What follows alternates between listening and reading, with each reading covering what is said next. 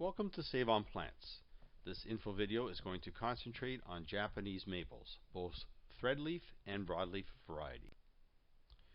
There are over 200 varieties of Japanese maples available. Unfortunately, only a few have proven to do well in our climate, despite many being rated for our weather zone and being sold in this area by garden centers. We recommend only certain hardy varieties and only ones that are field grown, never greenhouse grown.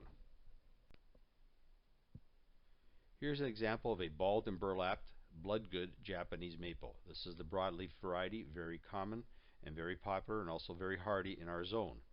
Very similar variety to these are Fireglow and Emperor One. Threadleaf varieties that we carry are Crimson Queen, Red Dragon, Inabishidari, Viridis, and Waterfall. The Viridis and Waterfall have a greenish lime leaf, whereas the first three have a burgundy reddish leaf. Making comparisons based on pot size, height, or width can be very misleading. It is best that you visit garden centers in person to see what you are really being offered. A fair price for a 3-foot plant may be as little as $35 or as high as $200, depending on the caliper and root system. Here's an example of a Viridis Japanese maple with a 2-inch caliper trunk. This is the same plant which shows the size of the head. The head itself is not huge, but notice the size of the root ball. That is a 150-pound root ball. It would take 2 strong men just to lift that up into a truck. Here is a Crimson Queen, similar size type of caliper trunk and root ball. Again, that root ball alone is about 150 pounds. The 3 broadleaf varieties that we recommend are Bloodgood, Emperor One, and Fireglow. We grow 4 varieties of threadleaf Japanese maples. The threadleaf refers to the shape of the leaf, which is very long and thin, and also these varieties tend not to be very tall, at most 4 to 7 feet. That's with no pruning. With pruning, they can be kept as low as 2 to 3 feet tall. The first 3 on the list are the red leaf or burgundy leaf type, Inabishidari, Crimson Queen, and Red Dragon. About 99% of our sales for thread leaves would be comprised with these 3. Viridis is the green leaf one, not as common and not as popular. The first 3 of those, Inabishidari is by far the hardiest and probably makes up about 95% of our sales, with Crimson Queen and Red Dragon making up the other 5%. They're very hard to distinguish between the 3, except with respect to hardiness, and Inabishidari has always shown to be a clear winner in that area. Viridis, same type of characteristics, that 4 to 7 foot height without any pruning, and has a green leaf that turns yellowish with a little bit of orange in the late fall.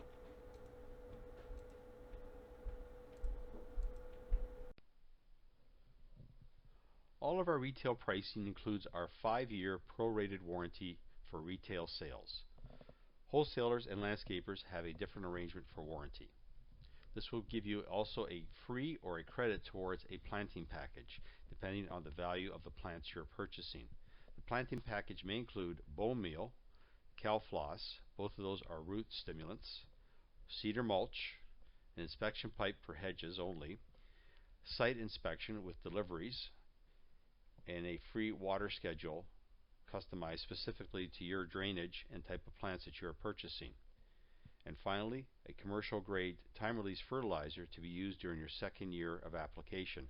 We do not recommend that you fertilize your trees during the first year, except for the roots. The roots, you want to have them established, but the actual plant itself, you do not want to encourage growth until the 2nd year.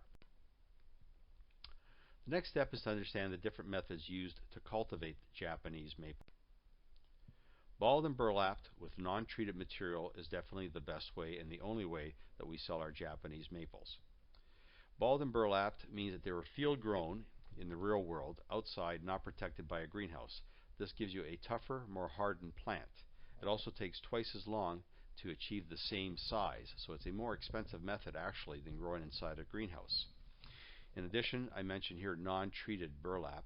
This is very important because it has become common now for growers and garden centers to use treated material around their root system. This material is treated with either arsenic or copper sulfate. These deter the material from breaking down, which will not allow the roots to spread out as they should be allowed to. All of our material is non-treated, and within 30 to 45 days of being dug, that material will actually decompose, even if it's not in the ground. That's why one reason why we want all the balled and burlap plants to be in the ground by the middle of May. The ones that are not in the ground, we will actually pot them up, and then we will grow them or sell them in the fall once they've rooted out into their new larger pots. Burlap material that is non-treated is essentially a tan-colored natural fabric. It decomposes very quickly.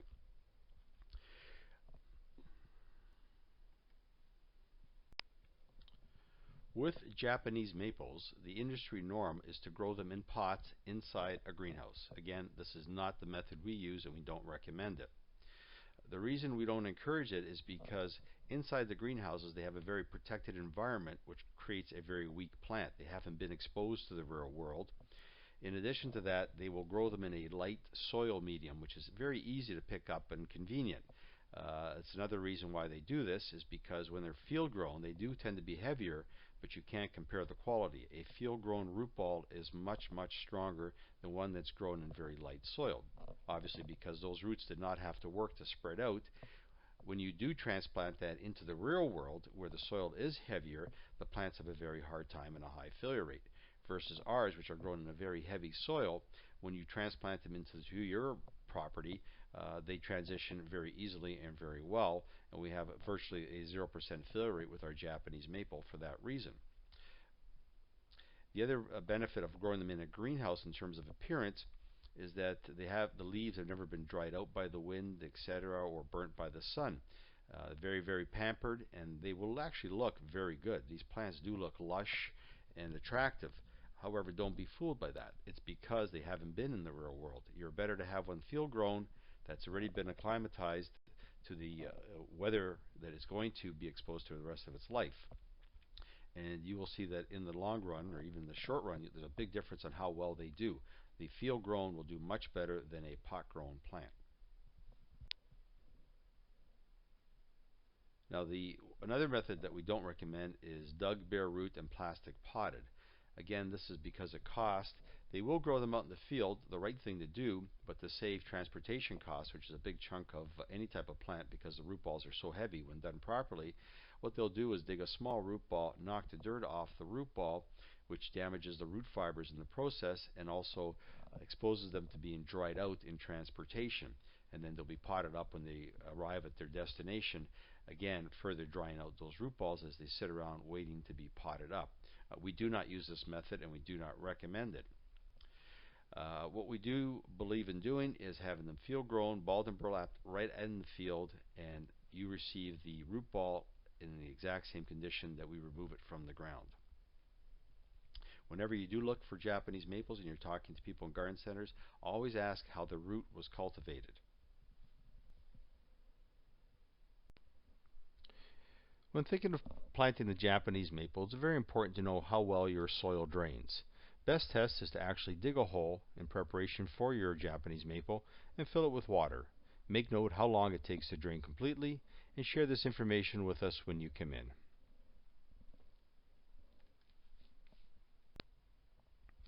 Here's a side sketch of, say, a backyard with a slope to it. The green down line is your backyard. At the very bottom you'll see there's a blue line, and this is where the water is going to end up accumulating. Again, if you were to plant upslope on that line, that green line, and you dig a hole down, the water would now accumulate inside that hole. Even though it's not the lowest point in the backyard, relatively it is the lowest point because you've got the soft soil that allows the water to drain down to the bottom of that soil until it hits the hard soil at the bottom of your hole. One way to get around that, if you're planting up a slope, is if you want to imagine this, you're up in the air looking down on your backyard. The hole is the blue hole there with the word hole in the center is what you've prepared for your new plant, and just above that is a half moon. And the idea of that half moon is to prepare a dam or a diversion for the water that's running down the slope of your backyard, which is the blue arrows. Those blue arrows, when they get to that dam, will now bounce off it to the side, run past the hole. So rather than running down into the hole, they're running past the hole, and this way the hole doesn't overfill with water, keeping the root system too wet for too long. So if you see areas like this in your backyard, that is an area where water is accumulating for one reason or another. It might be a low point, there might be a downspout from your house, your neighbor's house, runoff from a driveway, a patio, etc. But that's a red flag right there. Here's a beautiful patio, probably about 100 feet across from the grass up towards the house. And keep in mind that there's probably a downward slope on that patio towards the grass.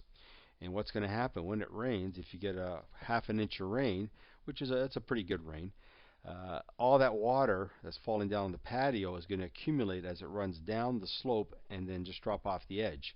So at the very edge of this patio, you're not going to get ½ an inch of rain. You're going to get 2 feet of rain, literally, coming down in that one small area.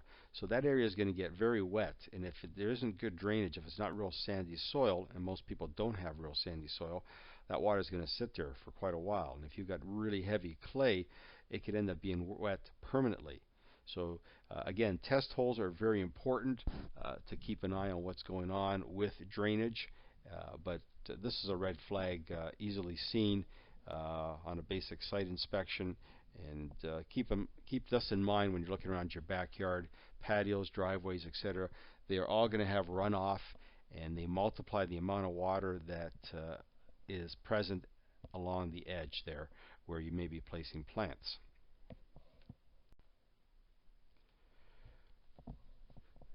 Now, salting is very common on sidewalks and driveways, etc. Obviously, the benefit is that it eliminates the ice, makes it a safer walking surface. However, plants do not like salt. There is no plant that likes salt. Some plants will tolerate it better than others. We encourage you to use absolutely no salt around any of the plants, regardless. However, if there's a situation where there may be a minimal amount of salt that you just can't prevent because of a road or a sidewalk, etc., you're best to use black cedars. They can tolerate salt. Again, they don't like it, but they can tolerate some salt, and you'll have better results with them because the salt will kill most plants. So don't waste your money on the plants or the time of planting them. If you plan on using salt, don't even put them in there. So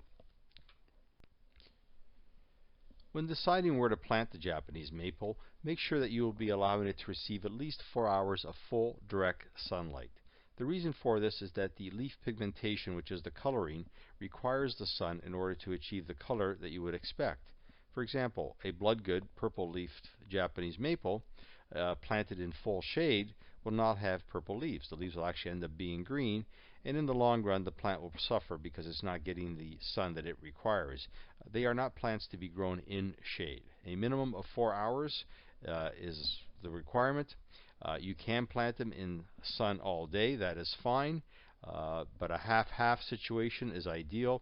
Less chance you're ever going to get any burning of the leaves, say it's a very hot, dry summer, because Japanese maple or any purple leaf plant can get their leaves scorched if it is a very hot, dry summer. If they're being underwatered, you get this scorched, burnt leaf on it. Or if they're grown in greenhouses, you may get it even with 4 hours of sunlight because they've never been acclimatized to direct sunlight. So another reason to avoid the greenhouse-grown varieties or plants is because they have not been hardened up against sunlight. Ours are grown in full fields without any protection whatsoever, and they sit in the sun all day. So they are hardened up, and you might see still a minimal amount of burning, but very minimal. And as we point out in one of our other videos on watering, that a little bit of burning on a Japanese maple during the first year is nothing to be concerned about. It actually may harden the plant up a little bit more by forcing the roots to go down deeper. Now be sure to watch our videos on watering and fertilizing as well as planting for more information about Japanese maples and how to water and plant them properly. Proper planting materials are key to success. While most garden centers will try to sell this to you during checkout, We believe it's so important that we will provide it at no cost with minimum plant purchases. So for example, from $50 to $200 of net plant purchases, you would receive the most important additive, which is the root stimulant. This is what helps your roots to get established during that very crucial first year, and it's the foundation of your plant going forward. From $200 to $400 in net value of plants, you would receive the root stimulant as well as real cedar mulch. The real cedar mulch is provided to help keep the roots cool in the summer, warm in the winter, assist in retaining moisture throughout the year. In addition, it helps to control weeds and discourages insects. $400 to $5,000, you would receive the previous as well as a commercial grade time release fertilizer. This is pretty amazing fertilizer in that it releases based on the temperature of the air as well as the amount of precipitation that the fertilizer is exposed to. So unlike some of the cheaper fertilizers which just give you a quick jolt of fertilizer which could actually damage the plant, this time release fertilizer is basically controlled on what the plant needs as it needs it. At $5,000 and over, you receive the same as the previous amounts. In addition, you have another year's supply of the good quality time release fertilizer. We provide the fertilizers to you during the year that you require them. The reason for this is to keep them fresh so that they retain their full effectiveness. In all cases, if you're planting hedges, we will provide inspection pipes for free, as well as a site inspection if we're doing deliveries. And the site inspection is done during the time of the delivery.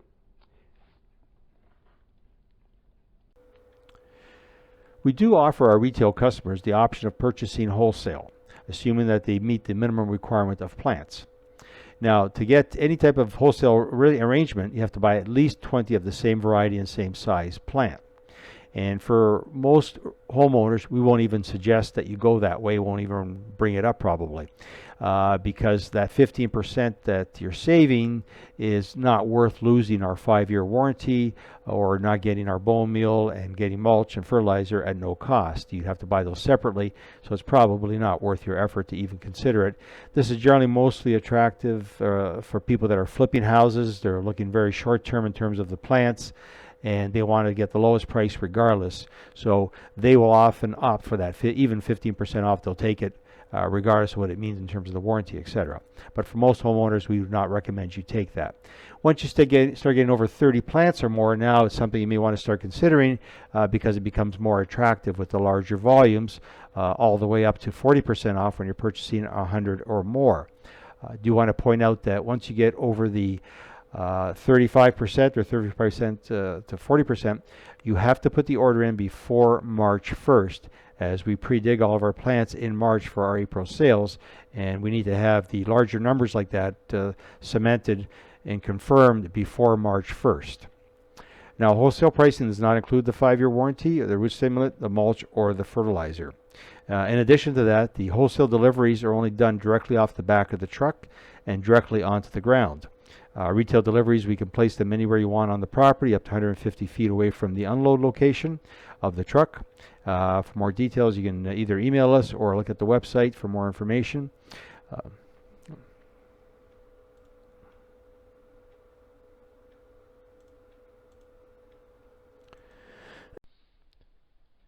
Happy gardening from all of us at Save on Plants. Thank you for visiting our website, and if you have any more questions, you can email us at the email address below.